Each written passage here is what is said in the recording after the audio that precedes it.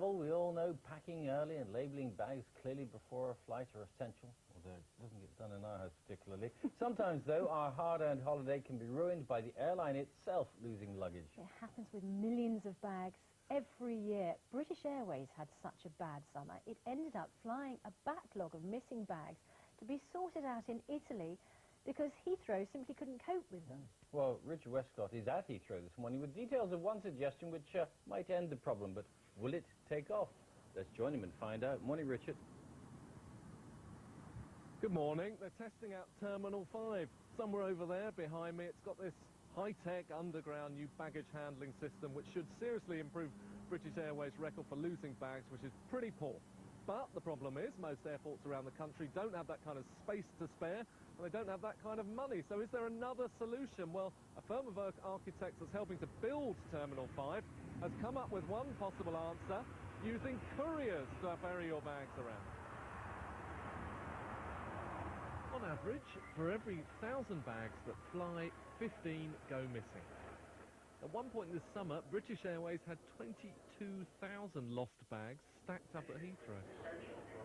So is there a better way of handling luggage?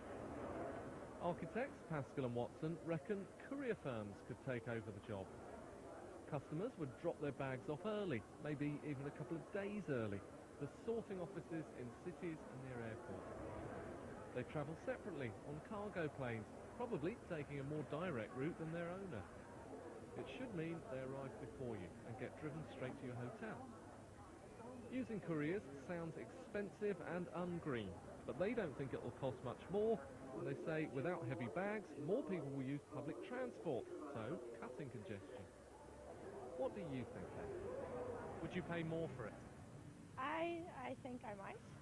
It depends where I was going though, because if I was just going like somewhere where you're getting the plane and then you're going on a bus and then you're straight at your hotel, but if I was doing something like where you have to worry about running about the place, then I would definitely pay more.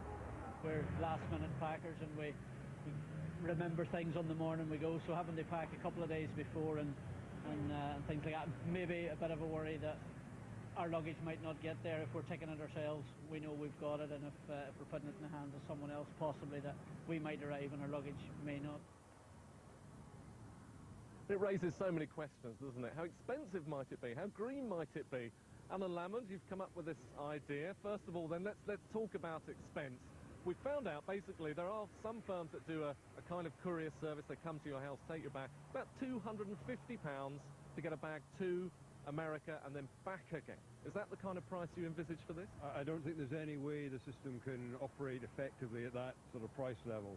The whole notion is about scaling things at the notion of being able to make sure the price comes down, ideally by something like 10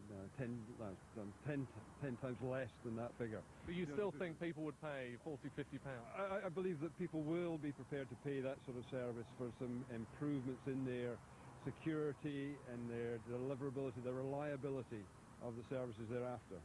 Okay, well, let's look at the green issue. So it doesn't look very green on paper, does it? Having lots of courier lorries driving around to these hubs or even to people's houses picking up bags. Yeah, I agree. This does look sort of counterintuitive, but in reality, what we're talking about doing is using the existing networks. The courier companies have established systems that are there doing all these journeys at the moment. So the philosophy here is to use the existing systems, but to use them to the maximum. Simon Calder, you're a travel journalist. What do you think of the idea? I think it's a fantastic idea. There is basically far too much complexity in air travel. When Heathrow opened in 1946, it was a row of tents with a couple of runways attached. Now, Terminal 5, this fantastic £4.3 billion project, is basically a baggage handling system with a bit of space for passengers. It's ridiculous.